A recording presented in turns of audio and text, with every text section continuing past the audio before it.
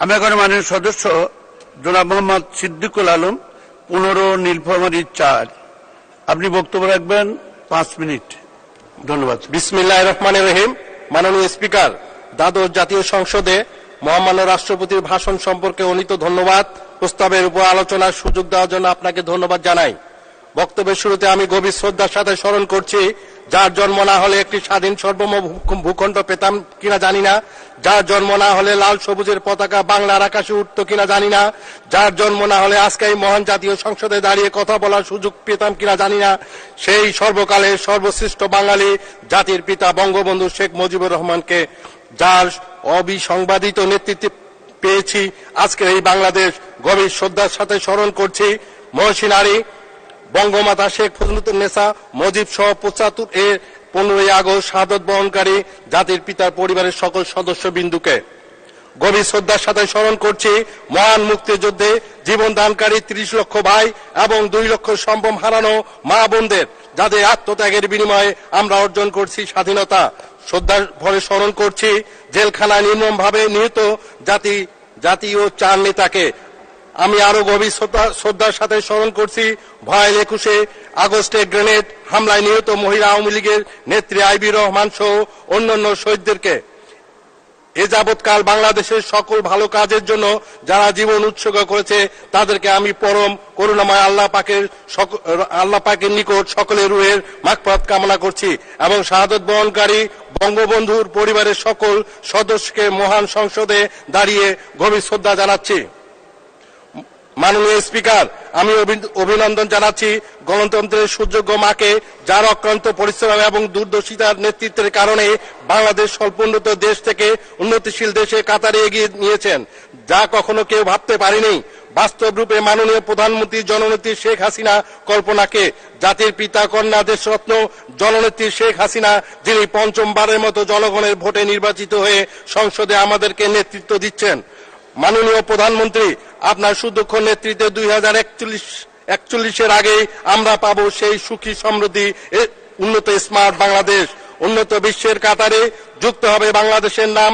তাই বিশ্বের মধ্যে মাননীয় প্রধানমন্ত্রী জননেত্রী শেখ হাসিনাকে মানবতার মা হিসাবে দেখতে পেয়েছি। আমি কৃতজ্ঞতা জানাই আমার নির্বাচনী এলাকা নীলফামারী 4 তথা সৈয়দপুর কিশোরগঞ্জ উপজেলার সর্বস্তরের মানুষকে, যারা আমাকে ভালোবেসে ভোট দিয়ে এই মহান জাতীয় সংসদে দাঁড়িয়ে কথা বলার সুযোগ করে দিয়েছেন। তারা আমার অনুপ্রেরণা। মাননীয় স্পিকার, মহামান্য রাষ্ট্রপতি গত 30শে জানুয়ারি এই মহান সংসদে গুরুত্বপূর্ণ বক্তব্য রাখেন। ভাষণটি ছিল সমৃদ্ধ বাংলাদেশ গড়ার একটি দলিল, যাতে এই দেশকে এগিয়ে নেওয়ার স্বরূপ উন্মোচিত হয়েছে। বেকারত্ব চিরতরে বিদায় করা, যোগাযোগ ব্যবস্থার মান উন্নয়ন, বিদেশে দক্ষ জনশক্তি প্রেরণ সহ দেশের জনশক্তি তৈরিতে প্রতিটি শাখায় মাননীয় প্রধানমন্ত্রীর হাতে ছোঁয়া লেগেছে, যা এই ক্ষুদ্র পরিসরে তুলে ধরা আমার পক্ষে সম্ভব না। মাননীয় স্পিকার, আমার নির্বাচনী এলাকা অনেক দাবি, বিশেষ করে মাননীয় স্পিকার, আমার নির্বাচনী এলাকা নীলফামারী জেলার সৈয়দপুর কিশোরগঞ্জ উপজেলা নিয়ে গঠিত। সৈয়দপুর ও কিশোরগঞ্জ উপজেলার স্থানীয় সরকার মন্ত্রণালয়ের অধীনে আইডিভুক্ত 780 কিলোমিটার রাস্তা রয়েছে। এর মধ্যে 358 কিলোমিটার রাস্তা পাকা এবং 422 কিলোমিটার রাস্তা কাঁচা থাকায় বাস্তবায়নের দাবি জানাচ্ছি। মাননীয় স্পিকার, মাননীয় প্রধানমন্ত্রী সৈয়দপুর রেলের জমিতে একটা মেডিকেল কলেজ গড়ে তোলার প্রতিশ্রুতি দিয়েছেন। তার ঐকান্তিক আগ্রহে ও উত্তরা ইপিজেডে গড়ে ওঠে এই ইপিজেডে 60,000 বেকার লোকের কর্মসংস্থান হয়েছে। আমাদের এলাকা থেকে মঙ্গা চিরতরে বিদায় নিয়েছে। মাননীয় স্পিকার, আমার 2টি উপজেলায় যে সমস্ত শিক্ষা প্রতিষ্ঠান আছে এখনো এমপিভুক্ত হয়নি, সেগুলোকে জরুরি ভিত্তিতে এমপিভুক্ত করার দাবি জানাচ্ছি। মাননীয় স্পিকার, আমার নির্বাচনী এলাকা কিশোরগঞ্জ উপজেলাটি অনেক অবহেলিত কৃষি নির্ভরশীল এই এলাকায় একটি কৃষি প্রক্রিয়াকরণ অঞ্চল গড়ে তোলার জন্য দাবি জানাচ্ছি। এর সাথে সেখানে একটি কৃষি ডিপ্লোমা ইনস্টিটিউট গড়ে তোলা হলে এই সেক্টরে আরো সাফল্য বয়ে আনা হবে সম্ভব মনে করি। কিশোরগঞ্জ উপজেলাকে পৌরসভায় উন্নত করার আহ্বান রাখছি। সৈয়দপুর রয়েছে একটি অন্যতম ব্যস্ততম বিমানবন্দর।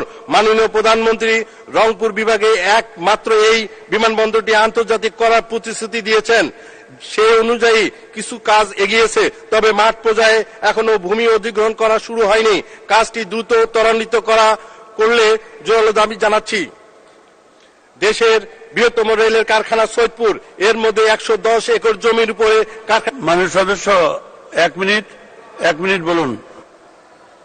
মানে আমাকে 2 মিনিট সময় দিবেন। এখানে 29টি উপকরণ কারখানা রয়েছে। কারখানাটি প্রতিদিন 3টি ইউনিট ক্যারেজ ও 2টি ইউনিট ওয়াগন মেরামত করা হয়।